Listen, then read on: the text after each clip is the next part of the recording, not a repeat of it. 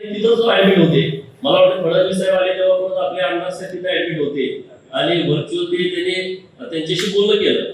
म्हणजे गावाकडचा पोरगा डॉक्टर होतो आणि परत मिरजमध्ये एक चांगलं हॉस्पिटल उभा करतो आणि त्या हॉस्पिटलच्या माध्यमातून सेवा व्हावं. हे बघा, सगळे काय आपण काही सगळी संत लोक नाही, प्रत्येकाला स्वार्थ आहे. परंतु आता गावाकडे आम्ही जेव्हा लोक पाठवतो तेव्हा त्याला खूप चांगली मदत होती. मुख्यमंत्री सहायता कक्षातून मदत होते. त्याच्यावर महात्मा फुले जन आरोग्य योजना पण आहे. अन्य हॉस्पिटलमध्ये असेल, मी डॉक्टर आज त्यांना पुरस्कार देऊन त्या विषयावरती बोलतोय. तर एक चांगलं हॉस्पिटल उभा केलंय आणि मॅनेजमेंट मध्ये ते नंबर 1 आहे. म्हणजे एकदम मॅनेजमेंट गुरु असल्यासारखे आहे. त्याचं एवढं व्याप असतं तरी पण ते एवढं नियोजन व्यवस्थित करतात. मला वाटतं 500-700 लोक त्यांच्याकडे कामाला देतील. तर त्यांचं सर्व व्यवस्थितपणे नियोजन करणं आणि सगळ्या संस्था व्यवस्थितपणे पुढे घेऊन जाणं हे त्यांचा हातखंडा आहे. आता ते नगराध्यक्ष आहेत आणि जर शहराच्या अपेक्षा आहेत त्यांच्याकडून की डॉक्टर अरळी साहेब नगराध्यक्ष झाल्याच्या नंतर जर शहराचा चेहरा मोहरा बदलेल आणि मला एक ठाम विश्वास आहे की डॉक्टर रवींद्र अरळी साहेबांच्या नेतृत्वामध्ये जर शहर जे आज दिसतंय ते पुढच्या 5 वर्षामध्ये पूर्णपणे बदललेलं असेल आणि ते बदलण्यासाठी जी काही सपोर्ट लागणार आहे, मदत लागणार आहे, मी त्यांच्या सोबत आहे. आणि माझे त्यांचं असं इतकं नातं जवळचं झालंय बसतात साहेब, आमच्यात म्हणजे कधीच अडचण येणार नाही अशी परिस्थिती आहे.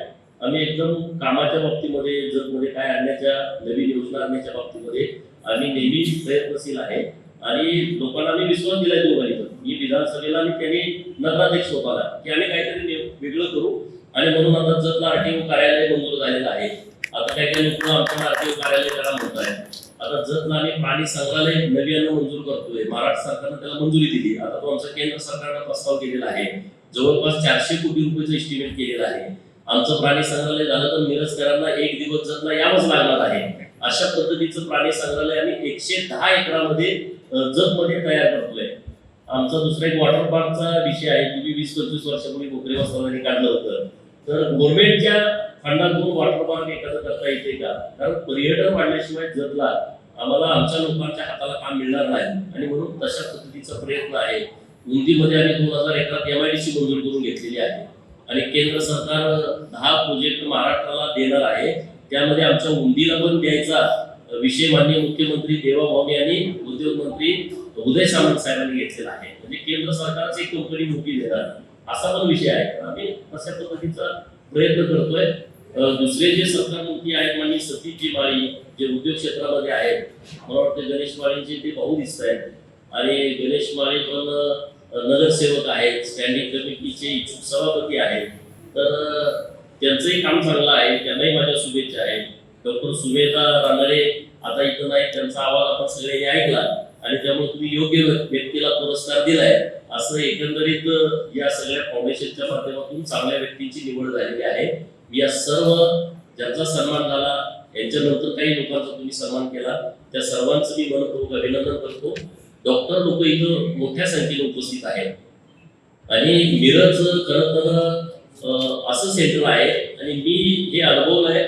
माझे वडील 8-8 महिने या मिरजमध्ये ऍडमिट असायचे आणि माझी आई इथं 8-8 महिने वडिलांच्या सोबत इथं राहायची आणि आमची परिस्थिती खूप आजारीपणामुळे म्हणजे माझे वडील जरी प्राथमिक शिक्षक असले परंतु अचानक आजारी पडणं, 8-8 महिने दवाखान्यात जाणं तर ते पैसे देणं शक्य होत नाही आणि त्या नातेवाईकांची काय अवस्था असते आम्ही अनुभवलेलं आहे. आणि या शहरात 8-8 महिने राहायचं, आपले कुणी नातेवाईक नसणं, आपल्याला मदत करणाऱ्या लोकांची संख्या कमी असणं, तेव्हा डॉक्टरच मदत करतात मोठ्या प्रमाणामध्ये आमचा अनुभव आहे. आणि दुसरं म्हणजे माझा भाऊ पण याच मिरज शहरामध्ये ऍडमिट होता आणि 1996ला 2 फेब्रुवारीला त्याचंही निधन झालं.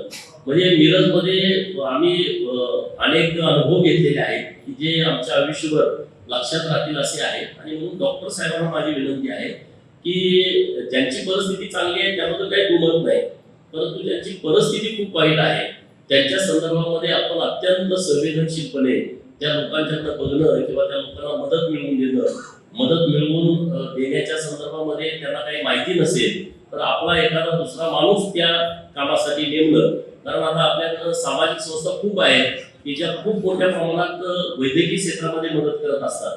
जेव्हा आपण लिव्हर ट्रान्सप्लांटचं करतो, किडनी ट्रान्सप्लांटचं करतो, तेव्हा सरकार तर मदत करतं. आपलं मुख्यमंत्री सहायता कक्ष करतं, पंतप्रधान सहायता कक्ष करतं, महात्मा फुले जन आरोग्य योजनेतून पैसे मिळतात. परंतु मग टाटा ट्रस्ट सारखी ट्रस्ट आहे, 10-12, 15 लाखापर्यंतची मदत करते. सिद्धिविनायक ट्रस्ट आहे, साईबाबा ट्रस्ट आहे किंवा अन्य काही संस्था आहेत. तर प्रत्येक हॉस्पिटलमध्ये आपला एक माणूस असा असला पाहिजे की त्याला पूर्ण वेळ हे काम बघितलं पाहिजे. 10,000 20,000 रुपये त्याला पगार गेला तरी काही वांधं नाही, परंतु त्याला जर अशा पद्धतीची मदत केली तर शेकडो लोकांचा आशीर्वाद हा डॉक्टर साहेबांना मिळेल असं माझं एक मत आहे. मी काही सल्ला देणे इतका मोठा नाही, परंतु या लोकांची खूप अवस्था वाईट असते. कारण आपला महाराष्ट्र असा आहे की जमीन नसणारी लोक सुद्धा 30-40% या महाराष्ट्रात आहे की ज्यांना स्वतःची जमीन नाही, स्वतःचा जागा नाही. जे घर आहे ते सुद्धा थोडक्या जागेमध्ये आहे. 10x10ची खोली आहे, 20x20ची खोली आहे. मागासवर्गीय लोकांची संख्या मोठी आहे की जे अजूनही गाव कसा बाहेर राहतात, 10x10च्या खोलीमध्ये राहतात. आजोबा त्याच खोलीत होतात, आजोबा त्याच खोलीत होतात, वडील पण त्याच खोलीत राहतोय. त्यांच्यामध्ये काही मोठ्या प्रमाणात बदल झालेला नाही. काय किडूक विकावं तर त्याच्याकडे काही नाही. अशी लोक पण जेव्हा हॉस्पिटलला येतात तेव्हा त्यांना मोठ्या प्रमाणात मदत करणं ही आपल्या सर्वांची सामाजिक जबाबदारी आहे. आणि तशा पद्धतीचं काम मिरज शहरामधून होतेच, आणखी ते मोठ्या प्रमाणात व्हावं अशी एक विनंती करतो, अशी एक अपेक्षा करतो. वावळ साहेबांना मी खूप खूप